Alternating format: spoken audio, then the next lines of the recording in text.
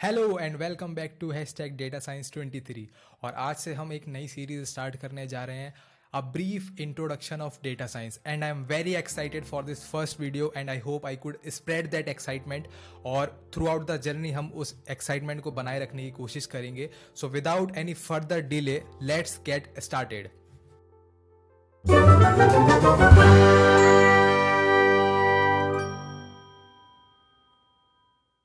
Detail में जाने से पहले हम एक बार आज की वीडियो के एजेंडा पे चर्चा कर लेते हैं कि आज की वीडियो का एजेंडा क्या है और आने वाली वीडियोस में हम किन विषयों पर बात करेंगे वो हम एक बार देख लेते हैं। तो इस सीरीज के 3 मेन एजेंडा है हमारे। पहला है a brief history of data science. Data science को आज हम जिस रूप में जानते हैं, जिस फॉर्म में जानते हैं, उसने कैसे शक्ल ली, किन किन लोगों का उसमें महत्वपूर्ण योगदान रहा, वो हम इस वीडियो में चर्चा करेंगे, आज की वीडियो में चर्चा करेंगे। और आने वाली वीडियोस में हम देखेंगे कि what is data science, data science क्या है, हम डेटा साइंस को डिफाइन करने की कोशिश करेंगे। और डेटा साइंस के क्या क्या रोल है इंडस्ट्री में, किस तरह के रोल्स की रिक्वायरमेंट है, वो हम आने वाली वीडियोस में चर्चा करेंगे। तो चलिए शुरू करते हैं a brief history of data science. किसी भी टॉपिक की हिस्ट्री को पढ़ने में मेरी अपनी व्यक्तिगत अभिरुचि बहुत रहती है, मेरा अपना पर्सनल इंटरेस्ट बहुत रहता है, क्योंकि मुझे ऐसा लगता है कि हिस्ट्री को पढ़ना, किसी भी टॉपिक की हिस्ट्री को पढ़ना एक साइकोलॉजिकल इस्टेब्लिशमेंट कराता है आपका उस टॉपिक के साथ। तो जो डेटा साइंस टर्म है वो प्रचलन में बहुत ज़्यादा मिड 2000 यानी 2005 के आसपास आया। लेकिन अगर हम इस टर्म के ओरिजिन में जाएं कि डेटा साइंस का ओरिजिन क्या है, तो उसको ट्रेस करना थोड़ा सा मुश्किल हो जाएगा। वो इसलिए क्योंकि जब से हम नंबर सिस्टम को इस्तेमाल कर रहे हैं, जब से हम पहली बार नंबर्स के कांटेक्ट में आए हैं, जब हमने पहला नंबर लिखा होगा, तब से हम डेटा साइंस का ओरिजिन मान सकते हैं। या फिर जब हमने पहला कंप्यूटर बनाया होगा, या एबेकस की फॉर्म में जब से हमने कैलकुलेशन स्टार्ट की होगी, तब से हम डेटा साइंस का ओरिजिन मान सकते हैं। तो इस तरह से डेटा साइंस का ओरिजिन को ट्रेस करना थोड़ा सा मुश्किल है। तो अगर हम डेटा साइंस टर्म की एटिमोलॉजी के बारे में बात करें कि ये टर्म कहाँ से आया, सबसे पहली बार ये टर्म किसने रखा, और उसके बाद कैसे कैसे इसमें मॉडिफिकेशन हुए, तो अगर हम एटिमोलॉजी देखें तो वो एक हमें बेटर पर्सपेक्टिव देता है डेटा साइंस की हिस्ट्री को समझने का, वही हम देखेंगे। तो जब हम डेटा साइंस टर्म की एटिमोलॉजी में पहला इवेंट देखते हैं, वो इवेंट हुआ है 1962 में by a famous mathematician and statistician John Tukey. अब जॉन टकी जो हैं वो अपने टाइम के बहुत ही इन्फ्लुएंशियल पर्सन्स में से एक थे। वो कितने इन्फ्लुएंशियल से, इसका अंदाज़ा इस बात से लगाया जा सकता है कि जो फास्ट फोरियर ट्रांसफॉर्मेशन है, एक एल्गोरिदम है डिस्क्रीट फोरियर ट्रांसफॉर्मेशन को सॉल्व करने का, उसका जो डेवलपमेंट है उसका श्रेय जॉन टकी को जाता है। अगर आप शेयर मार्केट में थोड़ा सा इंटरेस्ट रखते हैं, अगर आपने शेयर मार्केट में कैंडलस्टिक पैटर्न्स देखे हैं, तो बॉक्स प्लॉट्स होते हैं, कैंडलस्टिक पैटर्न्स होते हैं, तो उसके डिज़ाइन का श्रेय भी जॉन टकी को जाता है। इसके अलावा जो कंप्यूटर मेमोरी की बेसिक यूनिट है, बिट जिसको बोलते हैं, उस टर्म को कॉइन करने का श्रेय भी जॉन टकी को जाता है। इसके अलावा सॉफ्टवेयर जो टर्म है उसको सबसे पहले पब्लिश रूप में इस्तेमाल करने का श्रेय भी जॉन टकी को जाता है। तो आप अंदाज़ा लगा सकते हैं कि जॉन टकी कितने इन्फ्लुएंशियल पर्सन रहे होंगे, क्या हस्ती रही होगी उनकी। तो 1962 में जॉन टकी ने एक पेपर लिखा, फ्यूचर ऑफ डेटा एनालिटिक्स। उसमें उन्होंने सबसे पहली बार एक नए फील्ड का जिक्र किया। उन्होंने कहा कि जैसे जैसे मैं मैथमेटिकल स्टैटिस्टिक्स को इवॉल्व होते हुए देखता हूँ, मुझे आश्चर्य होता है और डाउट भी होता है, लेकिन जो मेरा सेंट्रल इंटरेस्ट है, जो मेरी केंद्रीय रुचि है, वो डेटा एनालिसिस में है। तो डेटा एनालिसिस के रूप में उन्होंने पहली बार एक नए फील्ड को डिस्क्राइब करने की कोशिश की, जो कहीं ना कहीं आज के मॉडर्न डेटा साइंस का एक इनिशियल प्रारूप था, एक इनिशियल स्टेज थी। जॉन टकी के बाद 1974 में एक और महान कंप्यूटर साइंस पायोनियर हुए हैं, कंप्यूटर साइंटिस्ट हुए हैं, जिनका नाम था पीटर नॉर। पीटर नॉर को जो है 2005 में ट्यूरिंग अवार्ड दिया गया था। ट्यूरिंग अवार्ड के बारे में बता दूं कि हाईएस्ट फॉर्म ऑफ अवार्ड है जो कंप्यूटर साइंस की दुनिया में दिया जाता है। इसको Nobel prize of computer science भी कहा जाता है। एल्गोल 60 जो है उसके जनक हैं, पीटर नॉर ने क्रिएट की थी एल्गोल 60। तो पीटर नॉर बहुत ही बड़े कंप्यूटर साइंटिस्ट रहे हैं अपने टाइम के। पीटर नॉर ने एक बुक लिखी 1974 में, concise survey of computer methods, जिसमें उन्होंने कहा कि हमें डेटा साइंस को जो है वो कंप्यूटर साइंस के अल्टरनेटिव के फॉर्म में यूज़ करना चाहिए, मतलब कंप्यूटर साइंस का नाम बदल के डेटा साइंस रख देना चाहिए। तो ये एक बहुत बड़ा क्लेम था अपने आप में, डेटा साइंस के लिए एक बहुत बड़ा दर्जा था अपने आप में। उसके बाद 1977 में international association of statistical computing यानी IASC का गठन हुआ। ISI इंटरनेशनल स्टैटिस्टिकल इंस्टीट्यूट के 41st सेशन में। इसका मकसद ही ये था कि जो हमारे पास स्टैटिस्टिकल मेथड्स नोन थे उस टाइम पे, या उस टाइम पे जो हमारी कंप्यूटर टेक्नोलॉजी थी, उसको डोमेन नॉलेज के साथ कंबाइन करके कैसे बेटर इनसाइट्स ड्राइव किए जा सकते हैं, कैसे हम इंफॉर्मेशन को नॉलेज में कन्वर्ट कर सकते हैं। एक और इवेंट हुआ 1977 में, जॉन टकी ने अपना दूसरा पेपर लिखा एक्सप्लोरेटरी डेटा एनालिसिस के नाम से। एक्सप्लोरेटरी डेटा एनालिसिस आज भी काफ़ी यूज़ किया जाता है डेटा साइंस में, इनिशियल हाइपोथेसिस को टेस्ट करने में, डेटा को वैलिडेट करने में। एक प्रॉपर मशीन लर्निंग या AI पाइपलाइन में जाने से पहले जो हम डेटा कलेक्ट करते हैं उसको हम वैलिडेट करते हैं, हम कुछ हाइपोथेसिस डिसाइड करते हैं, तो कौन सी हाइपोथेसिस हमें टेस्ट करनी है वो हम एक्सप्लोरेटरी डेटा एनालिसिस के थ्रू वैलिडेट करते हैं। हम आने वाली वीडियोस में इस पर बात करेंगे, लेकिन अभी बस हम ये समझ लेते हैं कि एक्सप्लोरेटरी डेटा एनालिसिस बहुत ज़रूरी है डेटा साइंस के फील्ड में, AI के फील्ड में या ML के फील्ड में। 1985 में CF जेफ वू, जो इस टाइम पे कोका कोला के चेयर इन इंजीनियर स्टैटिस्टिक्स हैं और प्रोफेसर रह चुके हैं जॉर्जिया इंस्टीट्यूट ऑफ टेक्नोलॉजी में।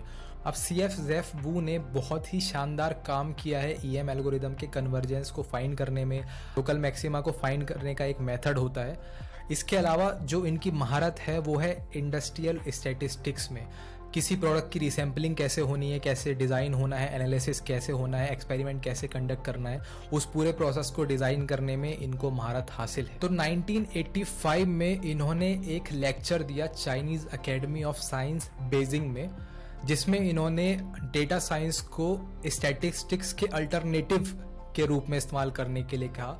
पीटर नॉर ने कंप्यूटर साइंस के अल्टरनेटिव के रूप में इस्तेमाल करने के लिए कहा था, लेकिन इन्होंने डेटा साइंस को स्टैटिस्टिक्स के अल्टरनेटिव के रूप में यूज़ करने के लिए कहा, इस्तेमाल करने का प्रपोजल दिया। हालांकि ऐसा हुआ नहीं। उसके बाद 1996 यानी 1996 में international federation of classification societies IFCS, जिसका काम ही ये है कि जितने भी नए फील्ड्स हैं, एकेडमिक फील्ड्स हैं, उनको आइडेंटिफाई करना और उन एकेडमिक फील्ड्स में फर्दर रिसर्च कैसे होगी उसका ध्यान रखना, ये काम होता है IFCS का। तो IFCS 1996 में वो पहली सोसाइटी बनी जिसने डेटा साइंस को एज अ टॉपिक फीचर किया। 20वीं सदी खत्म होते होते, 1990 का दशक खत्म होते होते डेटा साइंस अपने शुरुआती फॉर्म में आ चुका था, अपनी शुरुआती शक्ल ले चुका था। अब जो डिबेट बची थी वो बस इस बात की बची थी कि हम इसको as a separate field consider करें या हम इसको स्टैटिस्टिक्स के अल्टरनेटिव के रूप में यूज़ करें।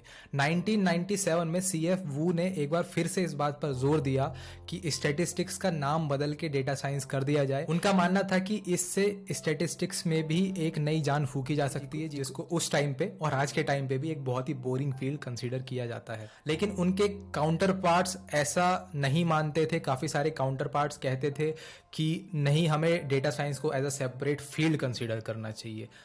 अब 1990 का दशक खत्म होते होते एक और महत्वपूर्ण इवेंट, एक और महत्वपूर्ण घटनाक्रम अमेरिका में हुआ, जिसका नाम था द .com बबल।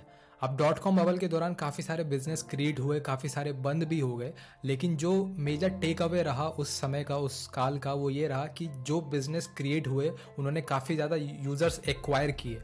तो जो भी यूज़र्स एक्वायर किए गए उनसे काफ़ी ज़्यादा डेटा कलेक्ट किया गया। तो अब डेटा की कमी नहीं थी, एक अबंडेंस अमाउंट में डेटा था, एक अच्छे खासे अमाउंट में डेटा था हमारे पास, लेकिन उस डेटा का करना क्या है इसका हमें आइडिया नहीं था। तो इसी समस्या को संज्ञान में लेते हुए 9 दिसंबर 1999 में याकूब यहाबी या जेकॉब जहाबी, अब इनके नाम के प्रोनाउंसिएशन में थोड़ा सा डिस्प्यूट हो सकता है, लेकिन मेरे को ऐसा लगता है कि याकूब यहाबी सही प्रोनाउंसिएशन है। Wharton school of the university of Pennsylvania में इनका एक आर्टिकल पब्लिश हुआ 9 दिसंबर 1999 में, जिसका नाम था mining data for nuggets of knowledge. Data से नॉलेज कैसे निकाल सकते हैं उसका बहुत ही अच्छा विवरण इन्होंने उस आर्टिकल में किया। और अगर आप भी मेरी तरह हिस्टोरिकल आर्टिफैक्ट्स में रुचि रखते हैं तो मैं रिकमेंड करूंगा कि आप ये आर्टिकल ज़रूर पढ़िएगा। मैं डिस्क्रिप्शन में इसका लिंक डाल दूंगा। इस आर्टिकल में एक बहुत प्यारी सी स्टोरी है एक कैपिटल वन नाम के इन्वेस्टमेंट बैंक की। उस टाइम कैसे इनके पास जो डेटा था उसका इस्तेमाल करके एक बिल्कुल ही डिफरेंट मार्केट को टैप करने में सक्सेसफुल रहे। उसके बाद 2001 में विलियम एस क्लीवलैंड, जिनको डेटा साइंस टर्म का क्रिएटर भी मानते हैं कुछ लोग, क्यों मानते हैं वो इसलिए, उन्होंने 1 अप्रैल 2001 को इंटरनेशनल स्टैटिस्टिकल रिव्यू में एक आर्टिकल पब्लिश किया जिसका नाम था data science an action plan for expanding the technical areas of the field of statistics.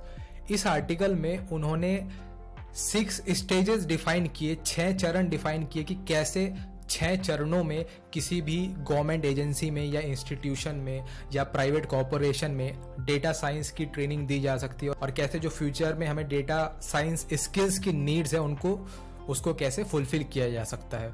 तो विलियम एस क्लीवलैंड पहले व्यक्ति हुए जिन्होंने डेटा साइंस को टेक्निकली डिफाइन करने का प्रयास किया, इसलिए इनको डेटा साइंस टर्म का क्रिएटर माना जाता है या कुछ लोग मानते हैं। अब 2002 में इंटरनेशनल काउंसिल फॉर साइंस, जिसको आज हम इंटरनेशनल साइंस काउंसिल के नाम से भी जानते हैं, उसकी एक ब्रांच है CODATA, committee on data for science and technology, ने पहली बार डेटा साइंस जर्नल पब्लिश करना शुरू किया। अभी एकेडमिक पॉइंट ऑफ व्यू से बहुत बड़ा इवेंट था। कोडेटा में जो भी आर्टिकल्स पब्लिश होते हैं इतना आसान नहीं है, बहुत ही एलिट लेवल की गाइडलाइन वो फॉलो करते हैं। तो अगर किसी को अपना आर्टिकल उसमें पब्लिश कराना है या किसी ऑथर का आर्टिकल उसमें पब्लिश होता है तो उसको एक बहुत स्ट्रिक्ट गाइडलाइन फॉलो करनी पड़ती है। इसके बाद 2006 में एक बहुत ही बड़ा प्रैक्टिकल ब्रेक थ्रू हुआ डेटा साइंस की दुनिया में। वो हुआ ये कि हडूप 0.1.0 लॉन्च हुआ। हडूप जो है वो अपाचे का एक open source non relational database है।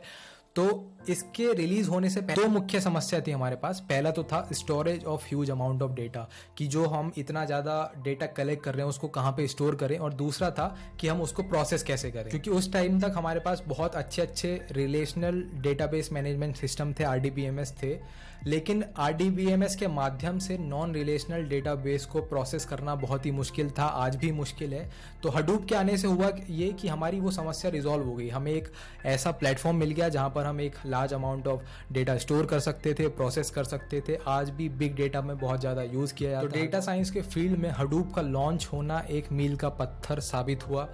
अपाचे का एक और ओपन सोर्स डेटाबेस है नज, जिस पर हडूप बेस्ड है, जिस पर बना हुआ है। अब 2008 के आसपास डीजे पाटिल और जेफ हैमरबेकर, ये 2 व्यक्ति रहे हैं जिन्होंने डेटा साइंस को एक नई शक्ल दे दी। इन्होंने फेसबुक पे इतना ज़्यादा टर्म यूज़ किया, डेटा साइंस, डेटा साइंटिस्ट, इतनी बात की इस बारे में कि ये शब्द बहुत ही आम हो गया, जिसको हम आज के कॉन्टेक्स्ट में कहते हैं कि वायरल हो गया। तो उन्होंने 2008 में डेटा साइंटिस्ट टर्म को वायरल कर दिया। और डीजे पाटिल और जेफ हैमरबेकर जो है, इन 2 नाम को याद रख लीजिए, क्योंकि जब भी हम मोस्ट पावरफुल डेटा साइंटिस्ट का नाम लेते हैं तो इन दोनों को उस सूची में हम बिल्कुल टॉप का स्थान देते हैं। अब डीजे पाटिल जो है वो व्हाइट हाउस के पहले चीफ डेटा साइंटिस्ट थे। बराक ओबामा के कार्यकाल के दौरान इनको हायर किया गया था।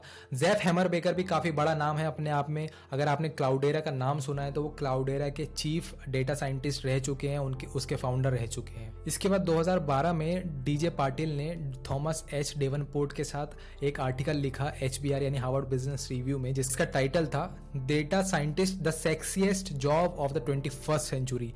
तो डेटा साइंटिस्ट को ये टाइटल दे देना अपने आप में एक डेटा साइंस के लिए बहुत बड़ी उपलब्धि थी। इसके 10 साल बाद 2022 में थॉमस एच डेवनपोर्ट और डीजे पाटिल ने एक बार फिर से इस आर्टिकल को रिव्यू किया, जिसका टाइटल था is data scientist still the sexiest job of 21st century. तो उसका कंक्लूजन ये था कि जितना एक्सपेक्ट किया था डेटा साइंस ग्रो होगा, उससे ज़्यादा ही ग्रो हुआ। ये दोनों ही बहुत ही शानदार आर्टिकल हैं। इसका लिंक आपको पता है कहाँ मिलेगा, डिस्क्रिप्शन में। बहुत ही हाईली रिकमेंडेड है, पढ़िएगा जरूर। तो जो मेजर एटोमोलॉजिकल और हिस्टोरिकल इवेंट्स रहे डेटा साइंस के दुनिया में वो 2012 तक ही रहे, क्योंकि 2012 के बाद के इवेंट्स को हिस्ट्री कंसीडर करना मेरी राय में अभी जल्दबाजी होगी। तो अब यहाँ तक जो है डेटा साइंस की बिल्कुल पिक्चर क्लियर हो चुकी थी कि एक बिल्कुल सेपरेट फील्ड है और कंपनीज ने डेटा साइंटिस्ट की पोस्ट निकालनी शुरू कर दी थी, डेटा साइंटिस्ट को हायर करना शुरू कर दिया था। इसके बाद के जो इवेंट्स है वो हम फिर कभी डिस्कस करेंगे, जब हम मशीन लर्निंग या आर्टिफिशियल इंटेलिजेंस की हिस्ट्री को डिस्कस करेंगे तब हम उन सारी चीज़ों को डिस्कस करेंगे। इस टॉपिक से रिलेटेड अगर आपके मन में कुछ सवाल हो या आप हमसे शेयर करना चाहते हैं तो आप कमेंट्स में शेयर कर सकते हैं। ट्विटर पे, लिंक्डइन पर आप हमारे साथ शेयर कर सकते हैं। इसके अलावा डिस्कॉर्ड पे हम एक कम्युनिटी बनाने की कोशिश कर रहे हैं, क्योंकि डेटा लिटरेसी जो मूवमेंट है, जो रिवॉल्यूशन है, वो तभी सक्सेसफुल हो सकता है जब इसमें आप कंट्रीब्यूट करें। तो आइए मिलकर सीखते हैं, कंट्रीब्यूट करते हैं, एक दूसरे से अपनी नॉलेज शेयर करते हैं। आज के लिए इतना ही, जल्दी आपसे फिर मुलाकात होगी।